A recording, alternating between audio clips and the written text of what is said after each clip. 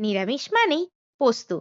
আর এই পোস্ত এমন একটা জিনিস যেটা আমার বাঙালিদের প্রত্যেকেরই ভীষণ প্রিয়। তবে বর্তমানে যা পোস্তর দাম, তাতে মধ্যবিত্তের ঘরে খুব একটা পোস্ত ব্যবহার করা হয় না।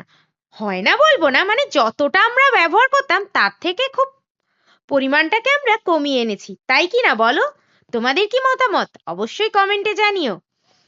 তাই ভাবলাম এই নিরামিষের বাজারে কিছু একটা পোস্ত দিয়ে বানানো যাক।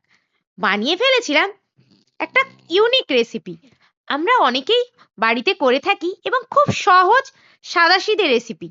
এই রেসিপিটা দিয়ে আমরা ভাত রুটি যে কিছুই অনায়াসে থালা ভর্তি করে খেয়ে নিতে পারি।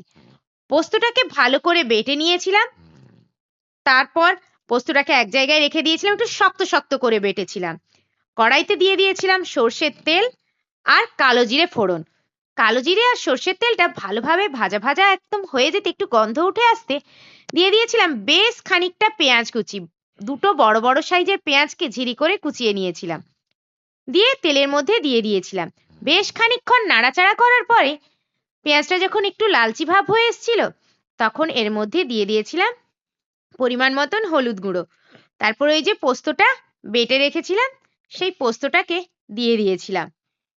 পোস্তর সঙ্গে কিন্তু একটা কাঁচা লঙ্কাও বেটে রেখেছিলাম টেস্ট আসার জন্যে।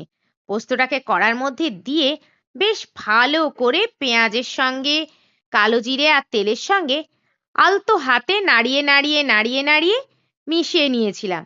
খুব সুন্দরভাবে মিশিয়ে নেওয়ার পর কিছুটা পরিমাণে জল দিয়ে দিয়েছিলাম। পোস্তটা তো খুব শক্ত ছিল, তাই সামান্য পরিমাণে ওই বাটি ধোয়া জল, মানে সিল ধোয়া জল যে বাটিতে ছিল, সেই জলটা ঢেলে দিয়েছিলাম। দিয়ে বেশ খানিকক্ষণ ধরে নাড়াচাড়া করছিলাম। এটাকে কিন্তু একটু ধিমি আঁচে নেড়ে চেড়ে সুন্দরভাবে করতে হবে। খুব তাড়াহুড়ো করলে কিন্তু এটা হবে না। তাই মাঝে মাঝে একদম আঁচটাকে লো রেখে মাঝে মাঝে ওটাকে খুন্তি চালিয়ে চালিয়ে সুন্দরভাবে এটাকে শুকনো করে নিতে হবে। পোস্তটা যখন ফুটে এসেছিল, তখন ওর মধ্যে দিয়ে দিয়েছিলাম কিছুটা পরিমাণে কুচিয়ে রাখা টমেটো। টমেটোগুলো দিতে বেশ লাল লাল মনে হচ্ছে না? খুব সুন্দর লাগছে, অন্যরকম দেখতে লাগছে। তারপরে এর মধ্যে দিয়ে দিয়েছিলাম পরিমাণ মতন লবণ, দিয়ে আবারও বেশ খানিকক্ষণ নাড়িয়ে চাড়িয়ে ঢাকা দিয়ে দিয়েছিলাম। দেখো জলটা অনেকটা মজে এসেছে। তারপরে দিয়ে দিয়েছিলাম একটা কাঁচা লঙ্কা, কারণ একটা কাঁচা লঙ্কা অলরেডি বেটে নিয়েছিলাম, তাই আরেকটা কাঁচা লঙ্কা দিলাম। কেউ যদি চাও ঝালের পরিমাণটা বাড়িয়ে বা কমিয়ে নিতে পারো। আমার বাড়িতে আমার কন্যা আছে, তাই ও তো খুব একটা ঝাল খায় না, তাই ঝালের পরিমাণটা অল্পই রেখেছিলাম। তবে আবারও এটাকে নাড়িয়ে চাড়িয়ে ঢাকা দিয়ে বেশ খানিকক্ষণ ফুটতে দিয়েছিলাম, কারণ এর জলটা ধীরে ধীরে মেরে দিতে হবে।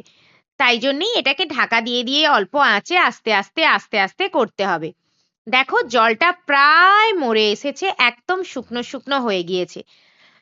কিন্তু আমার মনে হয়েছিল আরেকটু জলটা মরে যাওয়া ভালো, তাই দেখলাম যখন একদম জলটা মরে গিয়েছে, তারপরে এটাকে নাড়িয়ে চাড়িয়ে এর ওপর দিয়ে ছড়িয়ে দিয়েছিলাম বেশ খানিকটা সর্ষের তেল।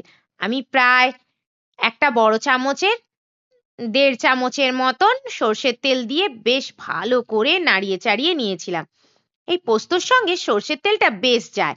আমরা যে কোনো পোস্ত রান্নাতেই কিন্তু সর্ষের তেলটা ব্যবহার করে থাকি। দেখো আমার কিন্তু রান্নাটা রেডি। এটা কি রান্না জানো? অনেকেই ধরতে পেরেছো, আর যারা ধরতে পারোনি তাদেরকে বলছি, এটা পেঁয়াজ পোস্ত। আমরা অনেকেই বাড়িতে রান্না করে খেয়ে থাকি। তবে আমার মতো করে রান্না করে খেও, দেখো কেমন লাগছে অবশ্যই কমেন্টে জানিও। চলো টাটা, ভালো থেকো।